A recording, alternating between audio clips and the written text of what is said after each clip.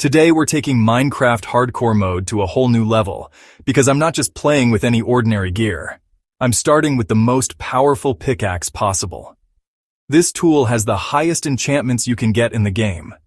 Imagine fortune cranked up to astronomical levels, so every time you find a diamond ore block, it's like hitting the jackpot. Efficiency is maxed out too, meaning I can practically break blocks just by looking at them. And because I don't want this beast to ever break, it's got mending and unbreaking built in.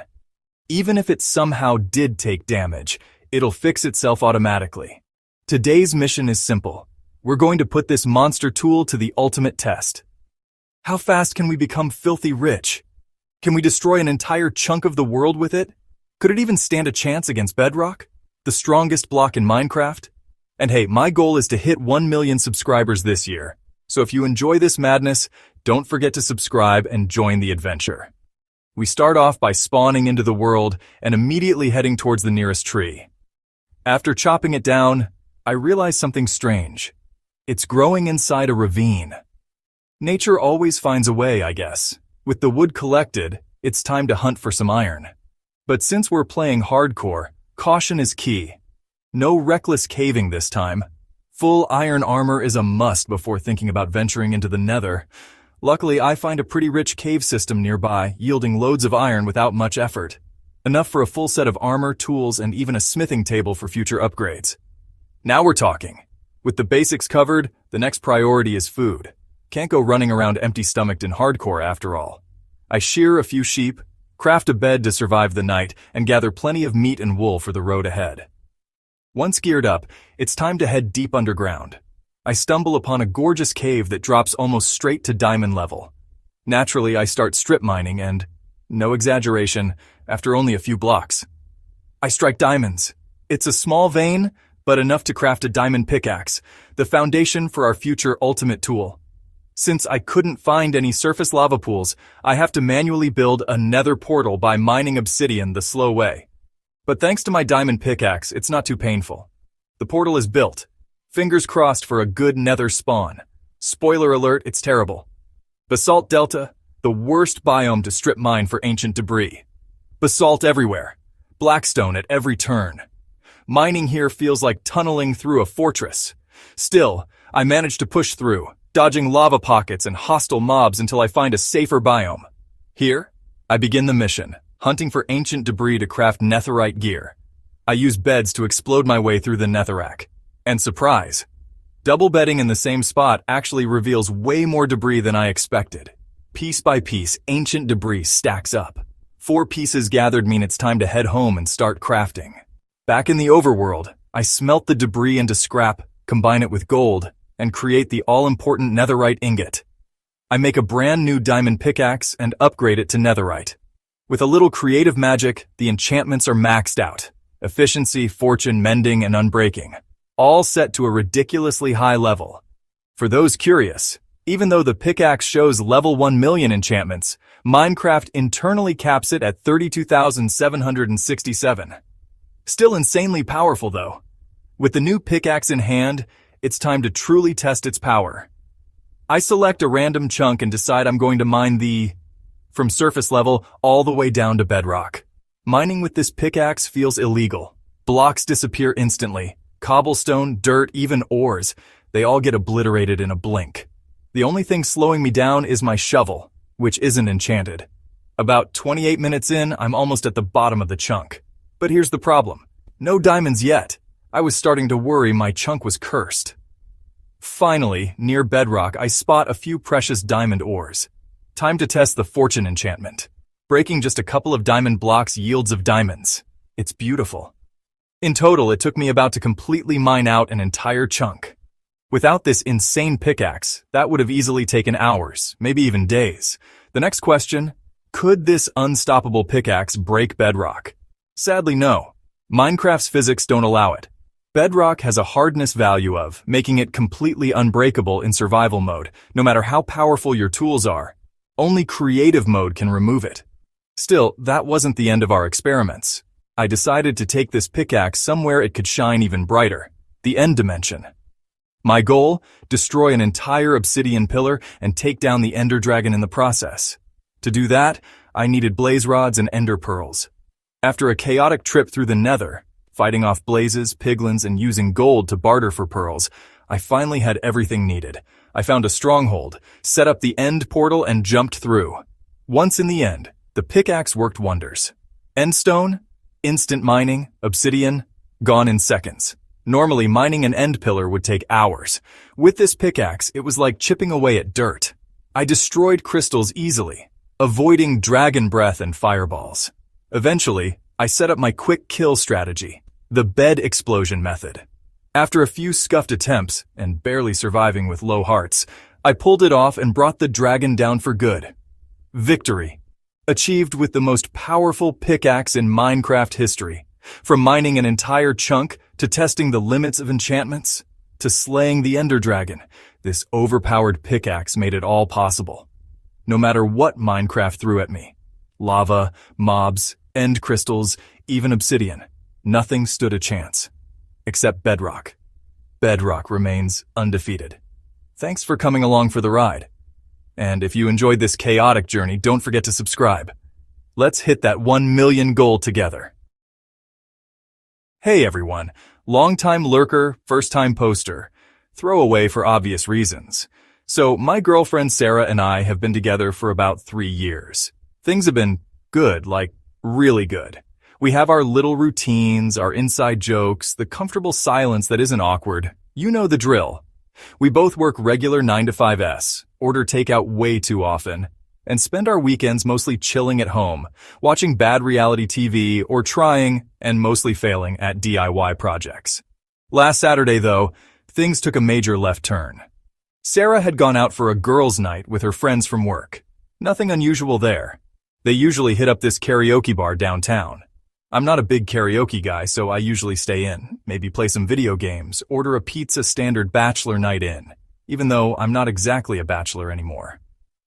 Around 11 p.m., I got a text from Sarah saying they were heading to another bar a bit further out, one I hadn't heard of. No biggie, they were having fun. I texted back a thumbs up emoji and went back to my game. Then, around 1:30 a.m., my phone rang. It was Sarah's best friend, Emily. Her voice was weird, panicked almost. "Mark? You need to come down to the Velvet Note right now." "Whoa, Emily, what's wrong? Is Sarah okay?" My heart immediately jumped into my throat. She's fine physically, just, you need to see this." Emily sounded completely bewildered. She gave me the address, which was in a part of town I rarely go to, known for its small, dimly lit jazz clubs. I was freaking out. My mind was racing. Had something happened? Was she hurt? Had they gotten into a fight? I grabbed my keys and wallet and practically sprinted out the door. The drive felt like it took an eternity. When I finally found the Velvet Note, it was a small, unassuming place with a neon saxophone sign flickering above the door. I could hear music spilling out as I approached. Emily was standing just inside the entrance, her face pale and her eyes wide. She just pointed towards the small stage in the corner. And that's when I saw her. Sarah. But not the Sarah I knew from our couch, the Sarah who struggled to parallel park, the Sarah who always burned the toast. This Sarah was standing center stage, bathed in a soft spotlight, holding a saxophone. A saxophone, and she was killing it. The music that poured out of that instrument was smooth, soulful, and unbelievably skilled. It was like listening to a seasoned professional. Her eyes were closed, her body swaying gently with the rhythm, and her fingers danced over the keys with an effortless grace I'd never seen from her before. The small crowd was completely captivated. Heads were nodding, feet were tapping, and there was this palpable energy in the room. I just stood there, dumbfounded. My jaw was probably hanging open. I felt like I'd walked into some kind of alternate reality. Emily just shook her head slowly. I had no idea," she mouthed. "None of us did." The song ended and the room erupted in applause. Sarah opened her eyes, a soft smile gracing her lips. Then her eyes met mine. Her smile faltered, and a look of surprise, maybe even a little bit of panic, flickered across her face. She put down the saxophone and walked towards me, weaving through the tables. "Mark, what are you doing here?" she asked, her voice a little breathless. "Emily called me. Sarah, what the hell was that?" I managed to stammer out. She looked down, suddenly seeming very small. It's nothing. Nothing. Sarah, you were incredible. You played like a professional musician. Her friends started gathering around us, their faces a mixture of shock and excitement. He's right, Sarah, you were amazing, one of them exclaimed. Why didn't you ever tell us? Sarah still wouldn't meet my eyes. It's just a hobby, something I do sometimes. Sometimes? Sarah, you were blowing everyone away in there. How long have you been playing like that? She finally looked up at me, and I could see a hint of nervousness in her eyes. A long time, she mumbled, since I was a kid. Over the next hour, piecing together bits of information from Sarah and her equally surprised friends, the story slowly unfolded. Apparently, Sarah had played saxophone in her school band and was incredibly talented, but somewhere along the way she just stopped talking about it. She kept her old saxophone in the back of her closet and would occasionally go to these small, out-of-the-way jazz clubs to play under a pseudonym. No one from her work, none of her close friends, and certainly not me had any idea. Why? That's the million-dollar question. She said it was something personal, something she didn't want to make a big deal out of. She seemed almost embarrassed by it. But I couldn't understand. This wasn't some embarrassing secret. This was an incredible talent. We went back to our apartment in silence. The usual comfortable quiet was now thick with unspoken questions and a strange sense of distance. I felt like I didn't know this woman I'd been living with for 3 years. Once we were inside, I finally broke the silence. Sarah, why didn't you ever tell me? She sighed, running a hand through her hair. I don't know, Mark. It just felt like a different part of my life. Something from before. Before me. No, not like that. Just something I kept to myself. It was my thing. But why keep it a secret? It's amazing. I would have loved to hear you play. She shrugged. I guess I was worried what you'd think. That it was silly or that I was showing off. Silly? Showing off? Sarah, that's insane. That was the most incredible thing I've ever seen you do. Okay, maybe I was exaggerating a little, but the point stood. We talked for a long time that night. She told me about her passion for jazz, the joy she felt when she played, and how she used it as a way to de-stress and escape. She also admitted that as she got older, she felt like it wasn't a serious pursuit, something she should have left behind in her youth. I told her how wrong she was, how inspiring it was to see her so passionate and talented. I told her I would love to hear her play anytime, anywhere. The next few days were a little weird. It felt like we were both navigating this new revelation. I found myself looking at her differently, seeing this hidden depth I never knew existed. She seemed a little more open, a little less guarded. Last night, she actually brought her saxophone out of the closet. It was a beautiful, vintage-looking instrument. She looked nervous as she held it, like she hadn't held it in years, even though I knew she'd played just a few nights ago. Want to hear something? She asked softly, her eyes searching mine. I nodded eagerly. She took a deep breath and started to play. It wasn't the same high-energy jazz from the club. This was softer, more melodic, almost intimate. It felt like she was sharing a part of her soul with me. As the last notes faded, I felt a lump in my throat. I walked over to her and just hugged her tight. That was beautiful, Sarah, I whispered. Absolutely beautiful. She hugged me back, and I could feel her relax in my arms. I still have so many questions. Why keep it such a secret for so long? What else don't I know about her? But more than that, I'm just amazed. I feel like I've discovered this whole new dimension to the person I love. So Reddit, what do you think? Am I crazy for being this blown away? Has anyone else experienced something like this in their relationship? Any advice on how to navigate this new chapter? TLDR. Went to a random jazz club and found out my girlfriend is a ridiculously talented saxophone player, something she's kept completely secret for years. My mind is officially blown. Update 1. Wow, didn't expect this much of a response. Thanks for all the comments and support. A lot of you are asking why she kept it a secret, and honestly, we're still unpacking that. She mentioned feeling self-conscious and not wanting it to define her. We're talking about it openly now, which is a big step. Some of you suggested I encourage her to play more, and I absolutely am. I told her I'd be her biggest fan, which is true. She seemed a little hesitant, but also happy, like a weight has been lifted. A few people asked if I felt betrayed by the secret. Honestly, not really. Surprised, definitely. Maybe a little confused, but not betrayed. It feels more like I've stumbled upon a hidden treasure. We're going to a different jazz club tonight, one where she feels comfortable playing. I'm really looking forward to it. I'll keep you all updated. Update 2. Last night was incredible. We went to this small, cozy club, and Sarah actually got up on stage during the open mic session. She was a little nervous at first, but as soon as she started playing, that magic happened again. The crowd loved her.